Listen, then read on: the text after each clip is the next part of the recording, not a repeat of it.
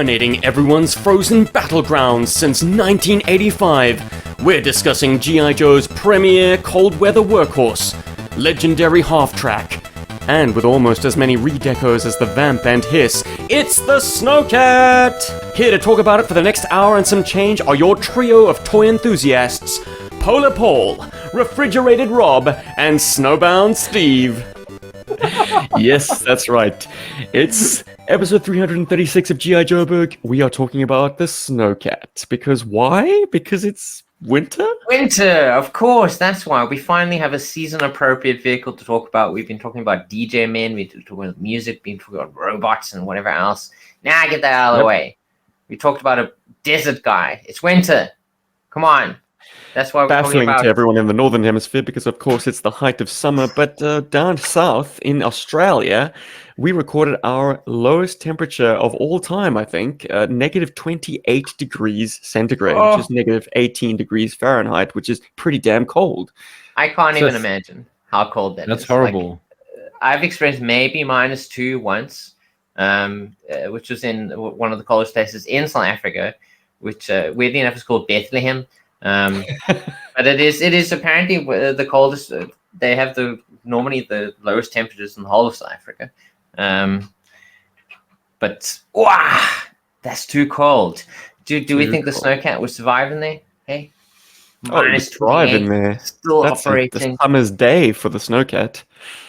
Yeah. Well, there's certainly a couple of Snowcats in Australia after last night. Oh, I wish. It's a legendary vehicle that unfortunately I do not have with me currently. Rob seems to have his to I hand. seem to have your one. Indeed, I do. My one is still at my house, at my home, but I don't have one. I got two. Oh, Yes, ladies and gentlemen, the Snowcat. Clever boy. It's not quite doing Vamp or Hiss tank numbers, but the Snowcat is one of those molds that Hasbro seems to have retained in the most part. They seem to be able to keep remaking this thing over and over again. Yep, Forever. even standing in for other vehicles that we wish we could have had remakes of. I'm looking at you, Havoc. Yeah. Can anyone remember the Havoc 2? We'll probably get into it. But right now, let's talk about the Snowcat itself, debuting in the cartoon series in 1985 in The Pyramids of Darkness, Part 3, I believe. We have a whole brace of Snowcats Beautiful. going after Blood and his cube of darkness, being flanked by Mauler tank and several battle bears. But in the cockpit, we don't have Frostbite. Nope. We got everyone's favorite jocular duo. It's Alpine. Frostbite would only be introduced much later. But yes, the vehicle itself had to be there. It's a snowy environment. It was a new toy. It was the perfect time for it to strike. It came very much later in the comic book series, only debuting in 1988, if you can believe that. February of 1988, cut and freeze dried, it was the name of the issue, and the Snowcat was in the mix. I mean, it was maybe playing second fiddle to the Persuader at that point. But it's on the cover, launching out of a C-130. Not the only time it's going to do that in the comic book series, let me tell you. Woo! But it's an action-packed comic filled with new toys. The Maggot gets its debut, the Mamba gets its debut, the Persuader, as I mentioned already, gets its debut. And in the mix, we've got Hawk and I think Iceberg, maybe, in the Snowcat. It's one of those issues where Larry was just like, okay, what toys haven't I introduced yet? Let's shove them all into a single issue. As he does, as he seems to do every now and then. He's just like, I got a backlog. Let's shove them all in this one. Apologies, it's not the Mamba's debut. I think we spoke about that when we spoke about Battle Armor, Cobra Commander, and the Mamba itself. That was back when he assaulted Cobra Island in a pogo. Absolutely, but it is featured in here, so lots of toys. Cool. This is also the debut of Battle Force 2000, so this is one of those issues that we're likely to come back to. And yes, I misspoke. Iceberg is not in the cockpit. They actually, in the same issue, are able to debut the driver as well. We've got Frostbite. So appropriate. And what I find really morbid, though, is that we've looked at the end of the Battle Force 2000 before you look at the start of the Battle Force 2000 in the comics. That's unfortunate. Oh yes. The beginning is the end. Is the beginning. Well, it was like DJ was the angel of death for the Battle Force 2000. I mean, he showed up and they all winked out of this. We can't exist. We started to release single carded where it makes no sense. What is quite cool about the Snowcat in its appearance in this issue, particular, it has a LCV mounted on its back. That's cool. It's a cool bit of like functionality that obviously the toy didn't have. But as kids, we probably would have had no problem with emulating this with rubber bands or twist ties, even Blue tack. tacky, press stick, blue tack, yeah. Stick. Stick another small vehicle onto the back of the Snowcat. But it does make you kind of want that functionality on the toy itself. Like, Well, there's plenty of surface area to attach. Oh, absolutely toy. tons. I mean, like there's a lot of space back here, and if you just rip off the back, I mean, even more space. I mean, Well, it does come off. It's got these cool little like gaps that you could put little ties through. Like the back of the Snowcat does look like it should have additional functionality. I'm glad this issue was smart enough to do that. Yeah, I mean, well, considering I think one of the criticisms of the Snowcat, I mean, if I'm going to front load a criticism, is that the missile launcher does take up a lot of space in a space that could otherwise be used for troop transport. There Although have it would been be open custom air troop adaptations of the Snowcat to be a troop transport to Yeah. enclose that area. And in fact, in my opinion, its best comic book appearance, that is exactly what happens. Well, there you go. Isn't this fun? Like the Snowcat itself, like in the pages of GI Joe, is so prolific that we see it in these various different like permutations of its function. The issue was number 20 of Special Missions. love that cover. Ooh, Called Snowblind. If you can picture the cover, listeners, it's Snow Job on skis throwing an explosive charge down on top of a wolf, cobra wolf. I can see it. Cool. I can Ice see it. Viper is freaking out. Toxa This Viper's is like one of the it's a lot earliest of life. issues you had, wasn't it? I mean, this is one of the issues. I had this as a child and I loved it so much so that I didn't have a Snowcat, but I did have a wolf, and I used a vamp. And I used a tiger sting as my Snowcat stand-in, and I just jam figures into the compartment because the Snowcat features 3 people sitting in its very cramped cab in this issue. It's Frostbite, it's the aforementioned Snow Job, and then Avalanche, BF2K's lone snow guy. He's kind of on weapons control, which is fun. I have, I think, succeeded in squeezing 3 figures into a Snowcat cab before, or maybe I'm Mandela affecting that. Maybe it was actually the tiger sting.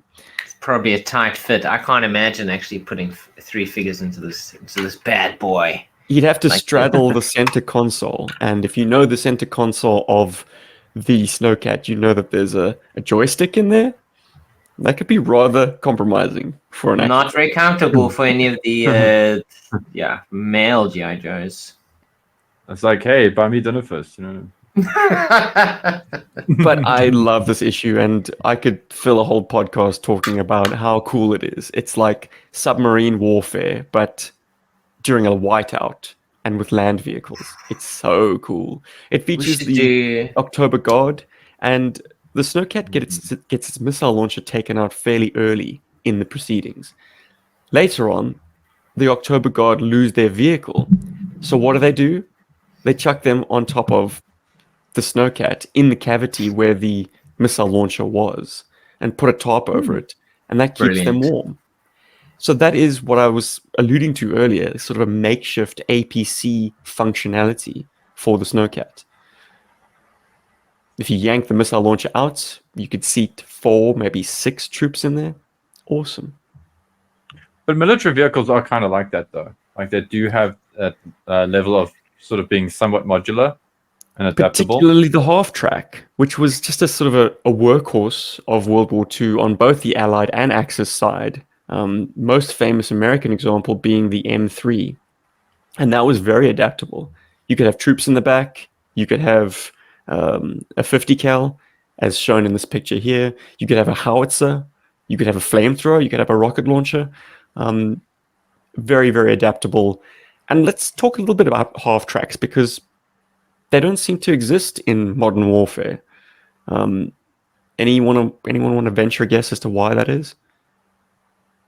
I'm just gonna throw this out there, just from a practical sense. It seems like something that's really difficult to maintain, to keep battlefield ready all the time, because you've got a track and you've got wheels, and there are dynamics on both of those, that have to be considered and balanced. So I feel like that's maybe one of the reasons. Like, maybe it's just a difficult vehicle to maintain. I like to imagine they just got much better at speeds and stuff with tracked vehicles, where whatever advantages you had in adding wheels to the front for maneuverability kind of have been outweighed by just essentially having one system on the other now. You kind of don't need those so much. And also the advent of helicopters as well, which makes it much easier to transport people much faster, over comparable spaces. Yeah, the advantages of a half track kind of have been negated pretty quickly. In fact, the half track was almost obsolete, as far as my research is. By World War II, it was almost obsolete. But because it's better to have two birds in the hand than one in the bush, the factories were already making them, so continue making them, putting them out. But basically, anyone who can drive a truck can drive a half track, whereas a fully tracked vehicle requires specialized training. So it was put into service as this kind of everyman vehicle, but it had obviously added benefit of the tracks to be able to take it off-road where trucks couldn't go. So yeah, you got advantages from it, and it was easily accessible to any infantryman with just a little bit of training. But yeah, it was faster than tracked vehicles, and it had the advantage of going off-road, which wheeled vehicles didn't. Nowadays, wheeled vehicles are far more capable of off-road. 6-wheelers, 8-wheelers, 10-wheelers, like these are kind of all infantry fighting vehicles that are extremely capable of going off-road. So the half-track's area of expertise has been stolen away from it. But yeah, a very, very useful vehicle, sort of a war-winning vehicle, if you're on the right side, I guess. It's such a cool looking, silhouette, kind of like the track and the wheels. And obviously, it's cool enough that it inspired a GI Joe vehicle. And it's lived on forever. It's such an inspirational vehicle, such a cool looking vehicle, so iconic. The only place this sort of vehicle exists these days really isn't GI Joe, and all the media that it appeared in, far beyond GI Joe itself. We've seen it in the GI Joe Transformers. We've seen so many forms of this vehicle beyond even the GI Joe toy line. It's I'm looking at you, Transformers. Amazing. Whoa, Transformers! No, we'll get there. But just to close off the conversation of the cartoon, it was featured so much as an animation model, it even was recast as a Cobra vehicle. There are instances where the Snowcat is resplendent with a Cobra sigil in front and is being driven by Zartan, and has the twins sort of hanging off the foot pegs. Wonderful, I guess. I thought that there was a black version that was used by the October Guard, but I failed to discover it in my research. Maybe I made that up. Well, thankfully, there is at least one black version in the toys. Is it a black version, or it's very close to a black version? Oh, no, I'm thinking blue. Dark blue. Yeah. Although, actually, there is the Street Fighter Devastator, which is a purple version. Now, tell me, was that a good guy vehicle, or was that one of M. Bison's? Well, from what I could glean from Yojo, it looked more like it was a bad guy vehicle. It is piloted by Sagat. Sagat, I believe, was one of the bad guys. And did it have a cool recast name? Devastator. Devastator, awesome. And instead of Ski-pedos, it came with normal missiles. Oh, cool. Yeah. And a missile, like a spring-loaded missile launcher? No, it still came with the normal one, as far as I can tell. Actually, no. It's weird. Difficult because, from what I've seen, I've only really been able to check it out in Yojo. It probably Which, had a spring-loaded missile launcher that went on top of the existing missile rack. Yes. From what I can see, yeah, that's true. Guile's Street Striker, which is a recast of the Vamp Mark II, had the same setup. Well, they Or had to actually, do it. It was the like I said. 90s. You know, you had to like innovate in some way. So I think that's the closest we've gotten to a black version of the Snowcat. Is the When I Devastator. was thinking about this, the two examples that came to my mind most prominently are the Cobra Basilisk and the GI Joe Havoc 2. The Cobra Basilisk is obviously, I mean, as the name suggests, it is a Cobra recasting Disco Cat. of the Snowcat. It's got red canopy glass, red glass accents on a kind of a purplish blue body with a silver missile launcher and red rockets and red ski-pedos. Now, the Havoc 2 is, as you might have guessed, it's in Havoc green with orange missiles. And then it's got like Havoc-esque stickers.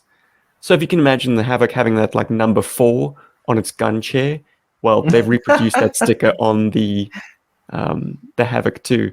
I guess it's just because the tooling for the Havoc is long gone, but the tooling for the Snowcat seems omnipotent. It's like it's never died. Well alive. It's just That's, it doesn't come with the little flying vehicle though. I mean that's the biggest letdown. That's the biggest draw.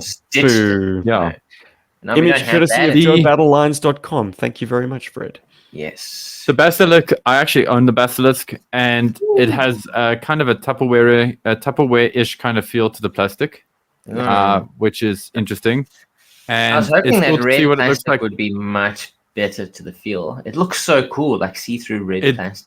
No, it still looks cool, but it's got more of a Tupperware kind of feel. So it's not like I think it's less prone to cracking because of that.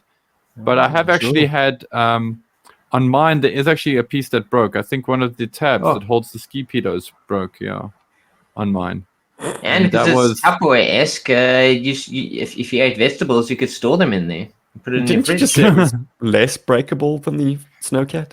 no, but it's just but surprisingly the same that part time, broke. I think more it's just the density of the polymers when they molded that wasn't that good. Well, we can get onto the fragility issues of the Snowcat in a bit, I'm sure. But other versions include a Transformer, Oh, very cool. Also known as Snowcat. Snowcat. There you go. From Transformers Energon, the Energon line, they decided to take a dip into a GI Joe design and use something as famous as the Snowcat. Now, this got me very excited back in the early 2000s because I thought, okay, is this the direction Transformers is going to take? I'm all in, baby. Because even though it doesn't scale with GI Joes, I can imagine it being commanded by a GI Joe. So let me get in on the ground floor. Hell yeah. And it was the first Transformer I bought in years at that point. Then they never followed it up, unfortunately. There was later on a Viper, which was a kind of a repaint of Power Glide, which was done up in Rattler colors. But that was also completely out of scale. Snowcat was like a one and done, and I was pretty sad about that. But I was hooked, and so I collected a lot of Energon and went back and collected Armada toys. I was in it for the long haul, it seemed. But then again, G.I. Joe wasn't really having a presence at toy shops, and Transformers was, so I kind of bought what was in front of me. But Snowcat was where it started, and he's not bad. He's got a very portly presentation. He's got a bit of a dad bod going on. Well, it's because the cab of the Snowcat doesn't make for a very heroic chest. It's kind of sloping in the wrong direction. He's got big hanging boobs, and his little nipples are like around his like his belly, his belly button. He's like, but he did have skis. Oh, those flat down portions of his shins and the backs of his legs turned into skis, which it's cute. I mean, I've never imagined a Transformer needing to traverse snow and ice, but why not? If it works for our scale, it'll work for a big robot. It also does kind of make a good case for being a mech as well, because of where the cockpit is situated and the way that that's all done. It's very mech-like. It's like a pity that you can't pop the canopy because it's got two perfectly molded seats in there. It feels like a Diaclon toy, but unfortunately it was just a tease. You have to crack that canopy glass open if you want to try and get in there. It's no good. Yes. But we Let can't us talk know about in the comments repaints if you without have. talking about the most glorious of all, the Tiger Cat. Animated Oh. for commercial in 1988. It is How beautiful. spectacular. So Mhm. good. And Paul's, So good. as Rob's Absolutely caressing good. mine at this point in time. Mm. I got very lucky with that Tiger Cat. I got it in Singapore from a seller who, it was his childhood one, but I can feel like it was Aw. hermetically sealed for 30 years because it was Yeah. just untouched by human hands. It felt mint. All the plastic felt like it had been scrubbed squeaky clean, but I knew that it hadn't been. And Mm. what's even better, the stickers were not applied. So I had the terrifying joy of trying to apply An these honor. to my perfect specimen Snowcat, or Tiger Cat, which was stressful. Fortunately, Wow. they were the European style stickers, so I could peel and replace them a couple of times when I screwed up the eyes. Because as Paul will tell you, Tiger Force vehicles, man, the one thing you do not want to do is screw up those eyes. You do not want to Yeah, mess let's them go eyes back, up. boy. But Not just having wonky, it but in like make hand, sure that they have the right angle, because otherwise it Angle, looks- yes. Mm. Yeah, real there's a sleepy creepy. tiger. It's half But half in sleep hand, tiger. I can definitely say it's an incredible specimen. I would say it looks like it came out of the box still. However, Stephen is storing it. I can tell you he's amazing at storing things. Real good. It still looks absolutely fantastic, and piloted by an old man from Christmas. One of Steve's many cool toys. Oh, Good good Tiger pilot Force for that Outback. vehicle. Outback. Mhm. Yeah. One of Steven's 12 Outbacks. This one with lamp. Her. Yeah. Watch out. Yeah. Yo. With lamp Yeah. and No without dick. crotch. Of Without dick. As any good Outback should be. But I think I speak for all of us when I say that the Tiger Cat was how we first were introduced to this vehicle. Indeed. From the legendary 1991 Absolutely. and 1990 European catalogue. I Whew. remember thinking this thing must be more substantial than it actually is. It must be an APC. Because the blurb said, like, the Tiger Cat can transport Cat. 13 figures to a 13. hazardous that's right, sorry. situation. I was like, what? Wow. 13? Well, It's got to be It can. space in the back. but The catalog It's the image is trick. sort of a worm's eye isometric view. So we only see the front corner of the vehicle. We don't see what is going on behind. We don't have a sort of an overhead idea of what's back there. So as I say, I always thought that there was a troop capacity in the back. And that just set my imagination alight, boys. I love anything that No, resembles same. an APC. yeah, I think we discussed it in our discussion of the catalog. Actually, a Mm. lot Yeah. of the images in there could be very deceptive. You kind of think, And oh, it's coming with one thing, but actually it's another. Because at And I that think angle, too- like you really don't know what's going on back there. And also to anybody who's like been a long time listener of the show, or maybe you're doing your first like listen through the entire catalog of our podcasts, you will definitely hear us bring that up on a few occasions. The Absolutely. mystique of the Tiger Cat because of that image. Beautiful. I love it, man. It is so cool. That is maybe I won't blow my load now. I'll keep it to myself until we Alright, speak no about it. Paul. Let's talk a little bit about another media experience or media exposure of this thing, because it didn't just stay in cartoons and comic books. It was actually included in a video game as late as 2009. That's how ubiquitous this toy was. Rise of Cobra Rise of featured Cobra. the Snowcat as a playable vehicle. Gorgeous. What a great Yeah, time so- people playing that thing would have had. This is where I get to butt in because Mm. it's my section Mm. of this. I'll Video jockey the games. visuals. Okay, cool. So, yeah, GI Joe Rise of Cobra might look very good, but it is really just bland being shaken in a box a lot, because unfortunately it doesn't have much impact. But what it does have, and what will hold you and keep you in here, and unfortunately Steve's got disgusting Xbox screenshots on the screen right now of the Snowcat, but that's it. The vehicles, the game features some of the coolest vehicles, and not only that, they kind of very meticulously modeled these vehicles so that they have a great, almost real-world aesthetic to them, which I thought was awesome. And actually what kept me going through the game is I wanted to see how would there be any other vehicles in the game, and how would they look, or what would they look like. And in some cases you would get like really, really great stuff like the Snowcat, which is now pictured on screen. And then I'm going to hijack for 2 seconds, and then you'll get the armadillo, which is massive. So it is kind of a give and take. And it also had, yeah, it's ridiculous. So the Someone Snowcat, that's not the armadillo. That's the Steel Panther. Someone Sorry, the completely Steel Panther. misunderstood.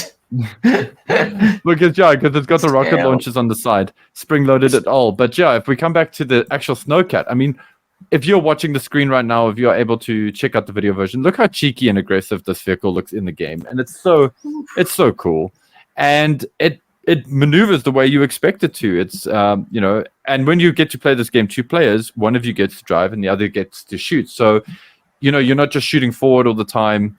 You get to unleash the ski-pedos, and you get to unleash the rockets, and you can just have fun, and you can fight with your friend about turning left or turning right, and why didn't you shoot that guy and whatever's.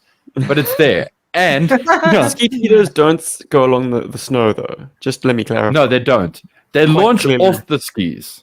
Yeah. Right. That's what actually one of the other reasons I wanted to pull up this specific image. And for the listeners, you guys can very clearly see the ski-pedo is going off without the ski attached to it, but the ski is still on the Snowcat itself.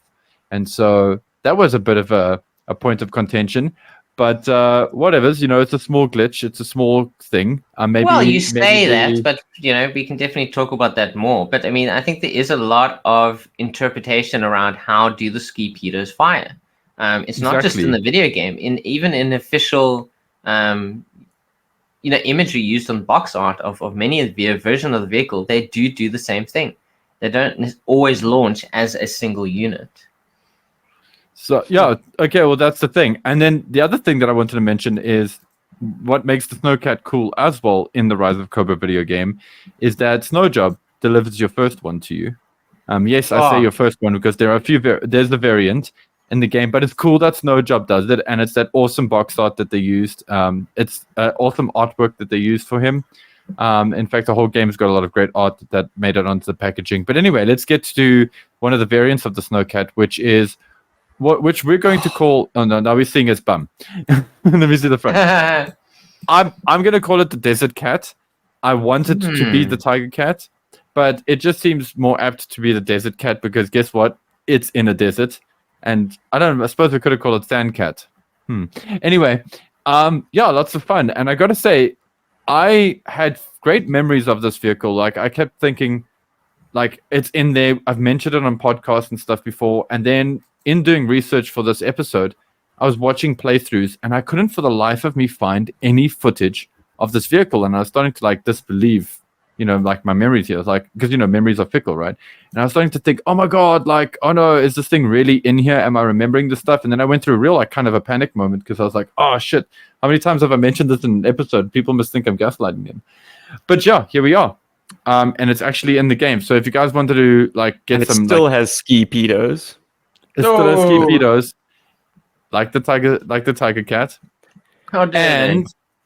And it's great reference if you want to do your own Sand Cat or Desert Cat, because I got to say this game may have failed on a few levels, mostly the gameplay, but the design of the vehicles and the way they incorporated a lot of the visual stuff in this game is quite spot on. I like it. It's got a mouth. It was good. It's got the teeth decal, it's got the just mouth. like the Tiger Cat. Like the Tiger Cat, yes.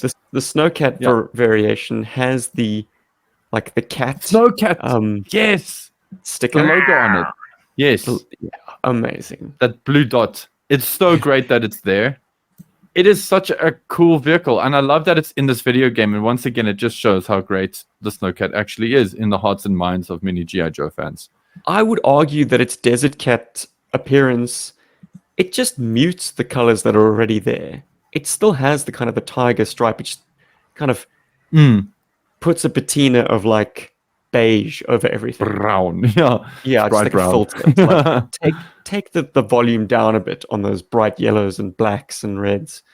but it's very much modeled after the Tiger Cat. And this was the single most exciting moment of the entire playthrough of Rise of Cobra for me.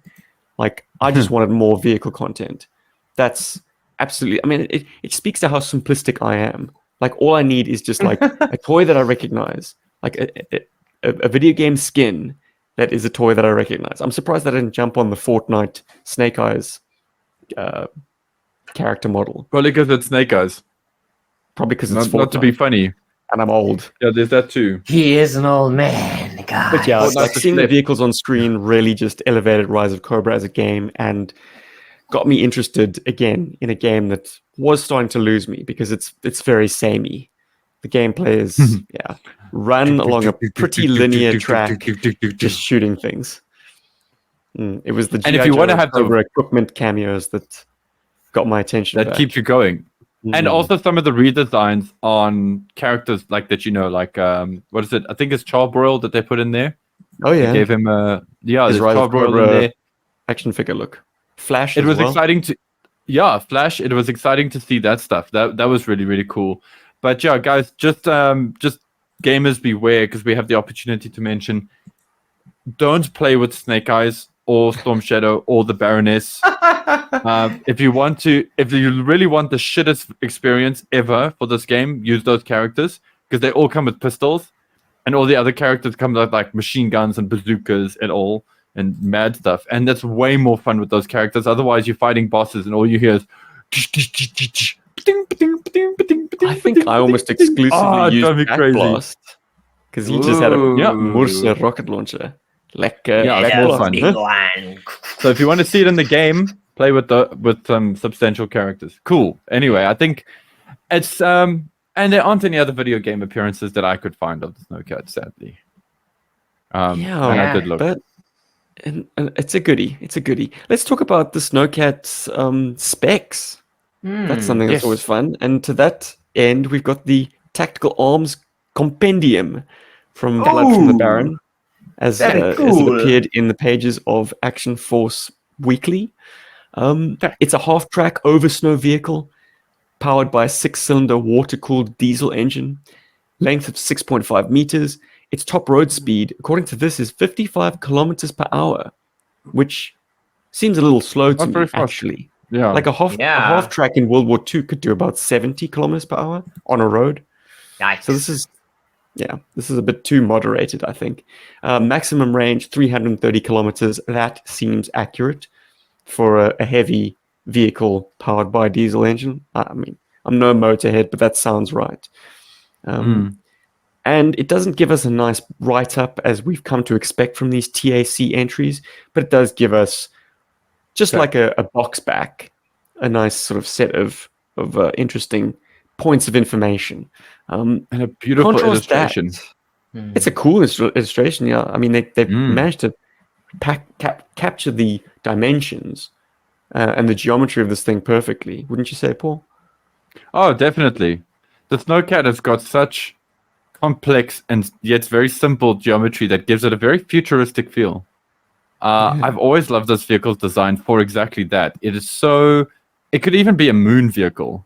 You know, it's got those vibes to it. It's so spacey. Love the Snowcat for that. But yes, the illustration captures it very well. Very, very good illustration. But I see let's see, the guy obviously didn't feel like drawing the interior of the cockpit. He was just like frosted glass. Nice. There are seats in there. Just imagine them, frosted glass. Yeah. Have a call out and just be like seats inside. Yeah. So I said that it's quite moderate in terms of its stats on the TAC, but if you contrast that with the 1990s Impel card, guys, apparently this thing is capable of 100 miles per hour as a maximum speed on road. Wow! That's like 160 kilometers? Are you serious? Jeez. Jeepers. It's like Ferrari. Does it turn on a dime? Yeah, I was about to say. And it can do 40 miles per hour on off-road, all-terrain environments, which also goodies. blisteringly fast for difficult terrain, and it has a maximum range of 600 miles. This is clearly the Yo. 90s getting a little bit bombastic, Mm. because 600 miles, that's more than halfway between Cape Town and Joburg on one tank. That is, yeah. No. No. No way. Carrying ammo, carrying like ballistics and stuff on it, and it's armored, mildly armored. Cape Yeah. Town to Bloemfontein. That's like 4 hours short of Cape Town to Joburg. Mm-hmm. Mm. No ways. Forget about No, it. it can't. Lies. I have Not a range road. Yeah. the SUV No. that'll need at least 3 top-ups. Get that nonsense. Yeah, Son so of a gun. interesting to see that there are various interpretations. I suppose we could take the middle ground and say that it's a little bit faster than 55 kilometers per hour.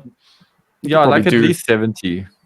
at Yeah. least 70. I mean, if a World War II half track can do 70 kilometers per hour on a road, I think the Snowcat should be able to do maybe 90 Yeah. at least.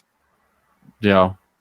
Hmm. Fully armored, and also with the technology improvement, the armor is lighter by comparison. It's more aerodynamic, less drag.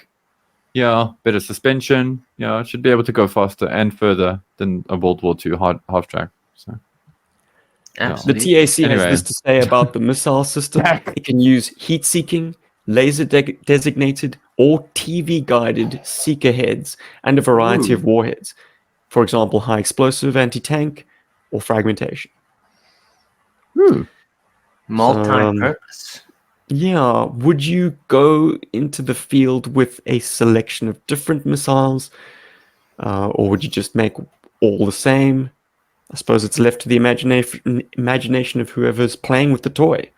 But I'd imagine, depending on where you're going, I mean, you'll have some idea of what you're going to come up against, and you choose the version that kind of would be the most advantageous, I guess, for the situation you're going into. Instead of like one of each. Given the opponent, it being Cobra, you're more than likely going to encounter his tanks. So maybe like the Snowcat is a tank killer, sort of Arctic dedicated tank killer vehicle. So anti-tank, that's your baby. Would make the most sense, yeah. I mean, you're not going out there to shoot airplanes down. There are perhaps better vehicles for handling infantry, like vehicles that have a mounted gun, perhaps. Armadillo. Well, Yeah, this thing is definitely actually- not anti. It's been the underlying criticism of this design from day one is that it just doesn't have a gun. Once you there are fired no all your guns on missiles, this thing. you're a glorified Just APC. missile. Like, get me out of here, please. Yeah, you have to have 13 Joes on it to do your fight. There's your anti-infantry. But if of you're course going you- at like 150 kilometers an hour, they can all fall off. So- That's what the foot pegs gonna are have near- for. You know? oh yeah, The foot pegs for. And also it can't be 30 because I mean that's after you fired your ski-pedos. I mean, like there are 4 points on here that cannot be used while I they're forget on. about that. Yeah, true. Which means it's actually you can't do that unless you've actually fired off your load, and then suddenly the guys can get on. It's like, how did the guys get there in the first place? You know, they have to get in there separately. It's like, bro, makes no sense. I feel like this is a good place because we missed it earlier when we were talking about the variations. But the modern era version of that vehicle, the 50th, I mean the Wolfhound. the Wolfhound. It is meant it accommodates your modern era figures, but from what I understand, they did actually make it a little bit bigger inside to accommodate modern era figures. So I don't think modern era fits in the vintage version. They might have. You would There's struggle a- to get those guys in there. There's a ridge in the footwell that kind Yes. of acts as a stop. If you take that away, you could probably stick the figure's feet all the way into like the headlamps. Well, they have done variations. go. I mean, I I think thought people needed to know. I think the 2003 version of the Snowcat, it had like a sound system, a sound attack system that went onto the back.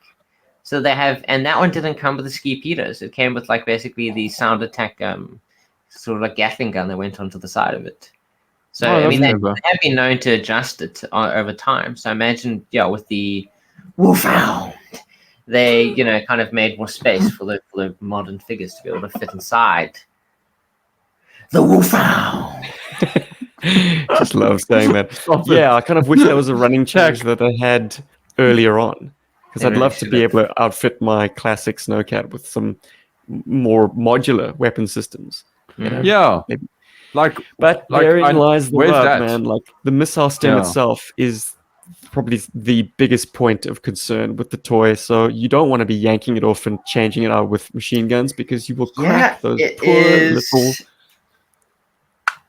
Yes. little mounts. Yeah. It And yeah, does break. that's advice Stephen gave to me. When I was gifted my Snowcat, he was like, "Be very Don't careful. break it. I'm gonna give you very specific advice. You gotta put it in like this, turn it like this. Don't don't do it any other way. Otherwise, you're gonna break it, Rob. And these things aren't cheap to replace. So make sure you put it in properly. Otherwise, yeah." Don't do it that way. I'm laughing because I'm secretly 12. Carry on. Stephen gives good advice about how to put it in correctly. No, I agree fully. I defer to him. He has a lot more experience with putting it in properly, and probably put it in incorrectly as well. He's taken it out, put it in quite a lot over his lifetime while owning the toys. So I think no wonder he doesn't have a new Snowcat. Snowcat. Yeah. Well, yeah, he doesn't need to get a new one because he's taken such good care of the two versions that he does own. So we've discussed the armaments. So we mentioned that it does come with like a very fragile, very brittle missile rack, which has 4 missiles in it, and as we said, it can be different types of missiles. But probably the most interesting part of the armament on this bad boy is the Ski-pedos. So named because it's literally a ski. It is a ski And a pedo. and a torpedo mounted onto the ski, which kind of then, and I know absolutely 100% for certain that we've discussed this at least a couple of times on the podcast. I'm sure people like I think it's Peter Moline will be able to tell me when we discussed it, because I remember you said you were rewatching all our episodes. How does this thing work? So it fires it on the ski, and the ski kind of like it goes on the land, it goes along. Or as I said, in some of the versions of this, especially if you look at the packaging of the Wolfhound, it does actually show it separate. So you'd have the ski and the missile. So the way that I kind of imagine this working is that it would kind of you'd kind of fire it off, so it's kind of further away from you, and then at some point it kind of like it kind of lifts off this, and then that's how the missile gets delivered. Because I did a bunch of research trying to find anything in the real world that would kind of like relate to this setup, where you have a missile that is kind of mounted to some sort of land-based delivery system. And there really isn't any. I think the closest I found was like some sort of weird tracked vehicle from the Second World War, which is essentially more unmanned vehicle. Which is kind of developed over time into kind of like robot-controlled vehicles over time. But really, you just can't get around the fact that missiles are best delivered in the air. There's obviously many different ways of doing it. The same with the other missiles that are loaded on this thing, wire guided, laser guided, and all that sort of stuff. And it being in the air really is the best way of this thing getting to where it needs to go.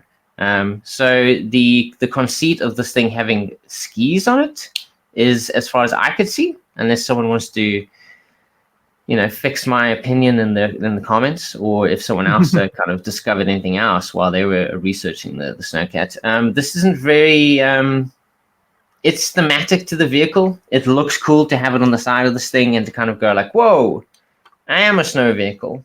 But it's not really supported so much in the real world. Suspension of disbelief. Not to mention the fact that, like, in order for it to functionally ski along the ground, that missile would have to be at an extremely low thrust, because it'll be wanting to take off the whole time. Yeah, so you have to just be like putting out enough thrust to move it all along the ground. Look, Larry Harmer's got your back, dude. if you want an explanation for what the function of a ski-pedo could be, look no further than that beloved issue of the comic book, my favorite, Snowblind, where they use the ski-pedos. Oh, I'm looking at the wrong issue. It was a 50-50 guess and I picked the wrong one. Let's try It that happens again. sometimes. It does happen sometimes. It really Left, right, does. straight down But the if I middle. remember correctly, it's used as almost like a trick. Decoy. Yeah. Yeah. Because it's a complete whiteout condition, both Cobra and Joe are using their thermal sensors to determine where each other are and to kind of hide their numbers by doing a sort of a thermal baffle.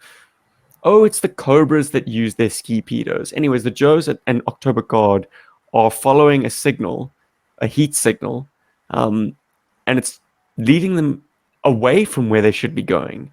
And they determine, hold on, those aren't the wolves at all. Those are the ski-pedos from the Cobra wolves set to a low thrust. So they kind of move at the same speed as a Cobra wolf and perhaps put out the same amount of heat as a Cobra wolf, but aren't a Cobra wolf. Yeah. So that's really the only reason it can be is there's some sort of like a distraction or a trick kind of system. Very specific. Otherwise, I mean, another thing I could imagine is what could actually happen is that the missiles themselves fire off, and essentially what these are is that they're kind of backups for the tires. So, like, if the tires ever give out, you can actually replace the tires with these big skis. Because I wish that was true. Oh, that would be fucking amazing. But I mean, they really are big enough to actually replace the tires, I can imagine. And they would make it even more snow capable. Customizers out there, balls in your court, and it should be an easy job. It's basically like just strapping, because this is you really could actually. I mean, the way that the Ski-pedo is designed, you could essentially attach it to the bottom of these things and kind of like strap it on quite easily. I've often wanted it to be more the way it is dedicated and like remove the wheels entirely. Yeah, just put these up there. So that was the theory that I came up with, to try and understand this thing. After I realized that at least practically in the real world, there isn't any proper significant equivalent to it, other than kind of unmanned tracked vehicles, and that was just a little too far from what this is. So like the closest example I found was something from World War II called the Sims land torpedo, which is literally just a big cylindrical bomb, and then below that is tracks, and I can't imagine that thing going very fast at all. It's kind of like moving very slowly along. I'm coming for you, you German nasties! It's coming for you. Well, that sounds like the start of like land drone warfare. Yeah, absolutely. Basically, you've got a target that you need to pilot something into. It's a small aperture, no larger than an exhaust port, 2 meters diameter, and you need something with accuracy that doesn't necessarily have to move quickly. Yeah, That's it just has to. You have to be sure it can get there. But at least in missile flashed it on technology, screen, I mean, the Ski-pedo scores the final blow on the Cobra Terradrome in that issue 20 of Special Missions, and they've basically set it to home in on the heat source of the Terradrome itself. So it needs to be fairly smart, but also move a little bit slower than a missile would in order to kind of guide itself right into that small opening on the Terradrome. Smart. If you haven't read issue 20 of Special Missions, go and do it. It's an absolute fantastic read. It's a good time. It's great fun. And should we talk a little bit about Frostbite? Do you guys have anything to say about the driver? That guy. I actually got my Frostbite before I ever got my Snowcat. Randomly, my mother's ex-husband, who's from the Netherlands, he had his childhood Frostbite, and he became my Frostbite. It was one of the few GI Joes that he still randomly owned.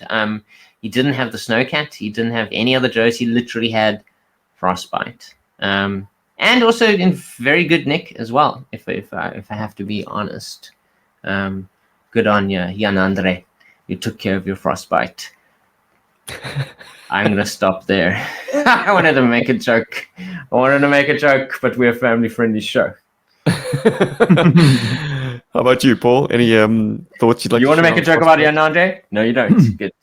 No, the irony for me of Frostbite is that it's been a character I've had before Snow Job on pretty much every occasion. So modern Wow. era, I got a Frostbite before Snow Job. Vintage, I got a Frostbite before Snow Job, kind of situation. And like, it's just like he's always been like that version. Hating on the Because redheads, I've got the eh? Tiger Force version as well. Well, I don't, because you guys know I love Snow Job, and getting Snow Job was like such a cool like moment for me as well. It's like it's a great toy. Frostbite is unfortunately sidelined quite badly as a modern era figure because he is essentially Snow Job with a different head sculpt, so it doesn't really get the love Such a he waste. deserves.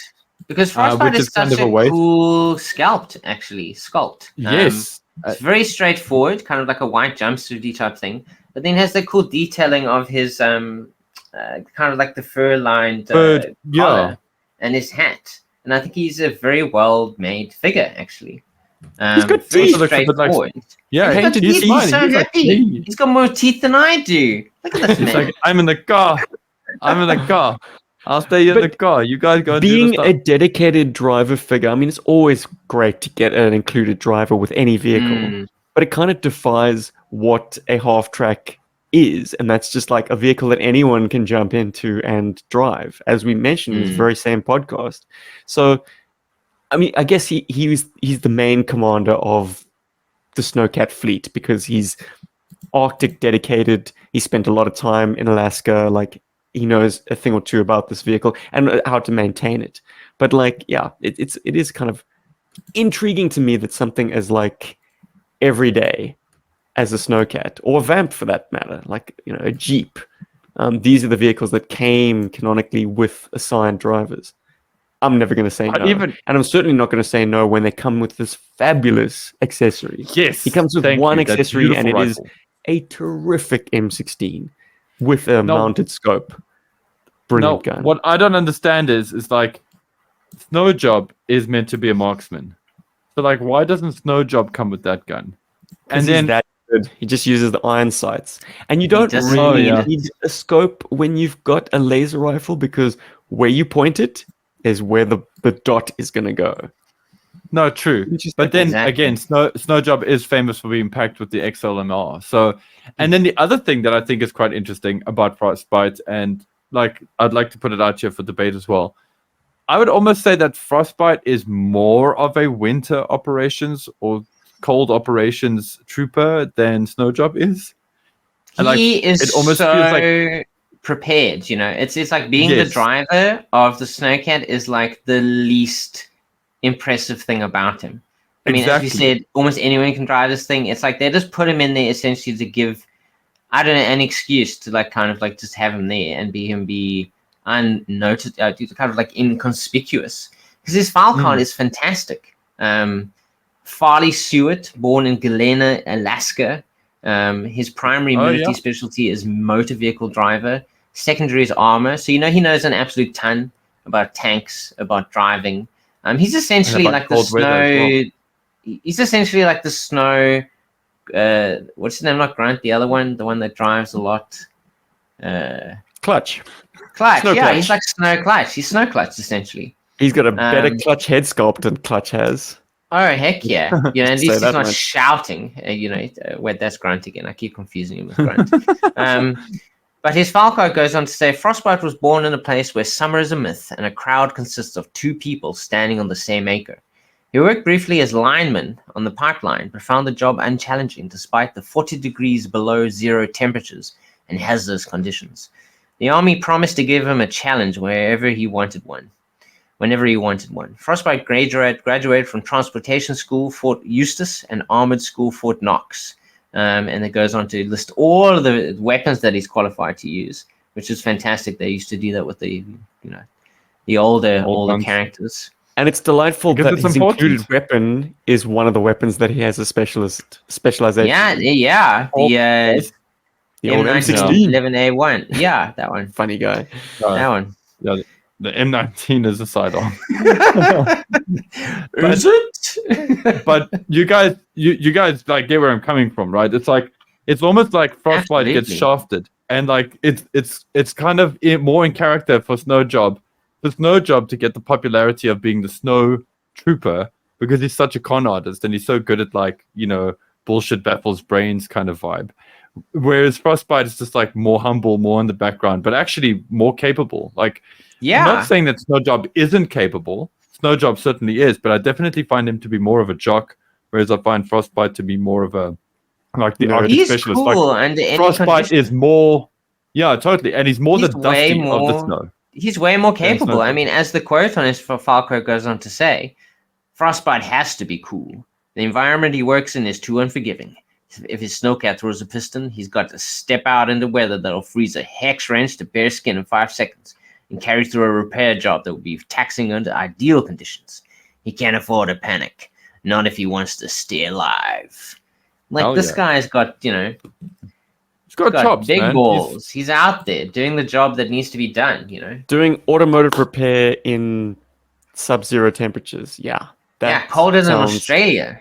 arduous. That's how capable he is. Guys, I think on the way out, a consideration of perhaps the shortcomings of this legendary toy, Mhm. because time, it seems, has not been kind. I know that none of our samples have this malady, but I have seen it with my own eyes. I've been video chatting to a GI Joe dealer while he was going through a box of Snowcat tracks and just basically like testing them with his hand, applying a little bit of pressure and watching them crumble to dust.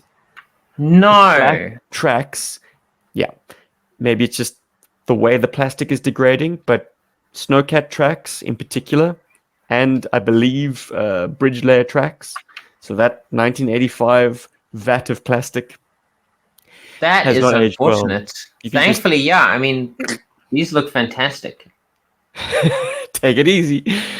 Yeah. They look No, real that good. Yeah, has that. fragility, I think, yes. I mean, you've now pointed out the tracks. We pointed out earlier that the missile turret itself is also very fragile.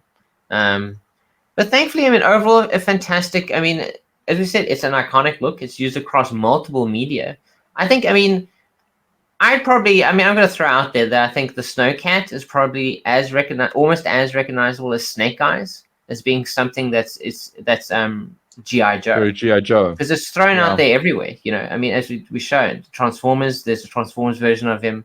And it seems to be the go-to vehicle that when people say GI Joe, they're like, oh yeah, that one with the half-track thing, the Snowcat. It's definitely All the finishes are just so money. From the frosting on the windshield and the window wiper that has the exact same arc to match it, to all the translucent parts. The fact that it has individuated lamps, the two in the front, the big headlight at the top. The fact that it has hubcaps, guys. This is something that GI Joe vehicles quickly dropped. We quickly started seeing just exposed mushroom pins. Yeah, what a waste. Why even bother? But they actually added it all into this one. But okay, let me. I want to throw in my lot here with this quickly. Please. Firstly, okay, it's too many foot pegs. Let's be fair. Okay, that's it's kind of, yes, it's a feature, but it's not. It's a sort of superfluous feature. I also feel like the canopy, even for the modern era version, I mean for the vintage version, it's very cramped for the drivers actually, and the modern era version more so. Even though they've done the extension, that's kind of a bummer. But modern era, not always a consideration. I would say that's a positive for a cold weather vehicle. You want to be up in a nice. You want to be close and be warm and all that stuff. Rubbing shoulders. And then I've always felt that the removable back part is just a wasted opportunity. It's so cool that it does that, and many of us have used it to stash all kinds of things in there. You can put your weed in there. From the bottom to the top. And hit it from the bottom, Rob. From the I do see that. Yeah, but I really would have loved it if they had incorporated some kind of feature there. I think it would have been interesting to incorporate a feature in there. I think that's a wasted opportunity. Is it fair to like criticize a toy on stuff that it doesn't have that you think it should have? No, it's not. But I just feel like that really is a missed opportunity because I could go into tons of cool features for that, and maybe I should play around and making some mods for it or something. Anyway, Yeah, do this. yeah, Give I've us got something that'll memes go now. onto the tow hitch at the back. Come on, Paul. Give us Yes, something and that's the other. this. That's thank you. I'm so glad you brought that up as well. What does a snowcat tow? The Whirlwind was still on shelves in 1985. But yes, towable weapon systems quickly phased out. Oh, the howitzer, the mountain howitzer, was probably I think but that was a with no 1985 release. Which is with no which is snow weird. coloring, Like though. in snow, it's a problem. For the tiger sting, it makes sense. I mean, for the tiger cat, that makes sense. But in the snow, it just feels like that'll create so much drag. There's nothing that actually comes with skis to go with it, which I just always felt was like a loss. And maybe Hasbro did design something like that and never released it, whatever's. But yeah, like I know that it sounds like I'm poo-pooing this vehicle, but I just wanted to come from a place just to let people know that we're looking at this fairly. We're not just putting on our snowblind goggles. Oh, for sure. I think the whole way through we've been very fair about this vehicle, its pluses, its minuses. But definitely one of the top vehicles I think GI Joe has ever produced. It's great. I own 3 of the damn thing. 4. I actually own 4 of them. Guys. This is my 4th one. 4. The Nano. Steven the owns little Nano 2, guy. So cool. Plus the Transformer. I own 1. We got a freaking 20 of them between us. I mean, that's how much we love this thing. We love it more than Snake Eyes. We've got more Tiger Cats than we have Snake Eyes. I mean, that's how cool this thing is. And that's how cool it is. So there's something very chonky about the front wheels that I just absolutely love rolling it along the ground and watching those hubcaps spin.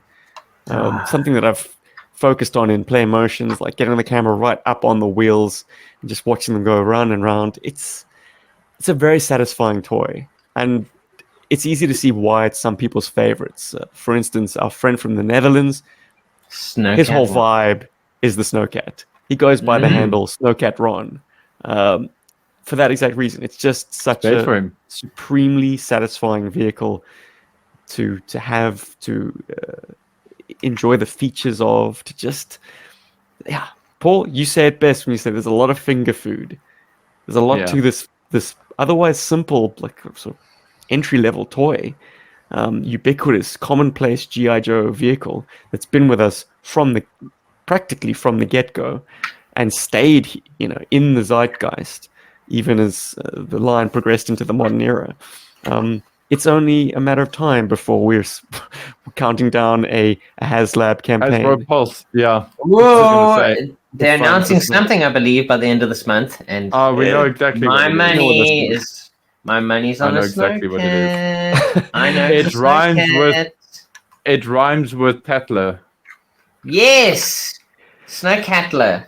I don't want to take your money, Rob, but that would be an easy bet to win at this point, I think. But I think also we have chatted up the Snowcat quite nicely. I don't think I've got anything else to say other than this is an absolute 5 out of 5 vehicle for me. Yeah, totally. In both flavors that I have, the Tiger Cat and the Snowcat. I can't really speak to the other releases. I know that they've reinforced the missile box, and that is appreciated. But they've also made it later on with the spring. The modern era. No, I can't believe I didn't mention that. The modern era spring load launcher on the Snowcat is boss. Okay. It is so much fun to play. I love that thing. It's the best missile firing feature this side of the Dragonhawk, the modern era Dragonhawk, because that thing is just like, and they go boom, boom, boom, boom, boom. It's so much fun. You slide a little slider across the box. You've convinced me, Paul. I'm going to get myself a Street Fighter Devastator. You've convinced me. It is so cool. No, not the Street Fighter one. No, the modern era one. You have to get the modern era one or a Basilisk. No, it is I'm getting the fun feature. I dig it. Paul, you've done it. You've convinced me as I'm walking out the door. It's like, Rob, you should get. I'm like, I'm going to go get my second Snowcat now. As always, thanks to the patrons and GI Joburg's channel members. Much appreciated. Beautiful people, thank you for always keeping our lights on, keeping us going, keeping StreamYard going. Without StreamYard, we would still be on Skype. You guys Keeping don't want the us on heating Skype. going on these cold winter mornings. Ooh, The sun's really still is. not dude. up here in Australia, and I'm Oh. wearing my fleece. Brrr, Yeah. brrr, here too. No, we weren't joking in the intro. It is cold. Oh, for sure. Um, Yeah, I got a blanket on. I got like 3 layers of. And as we're clothes, walking you know. as we are walking out the door, I do want to leave something for our viewers and for our listeners. Let us know what is your favorite version, your favorite variation of the Snowcat. Devastating. Do you play with your Snowcat quite often, and your favorite moment with your Snowcat? You know, either one of those 3 questions or all of them. I'd love to hear it. And the last one is, who do you like to crew your Snowcat with? Who's often in the Brilliant. canopy and on the back? I'd love to know. Mm. Yeah, let us know in the Yo, comments. Snow. Berg.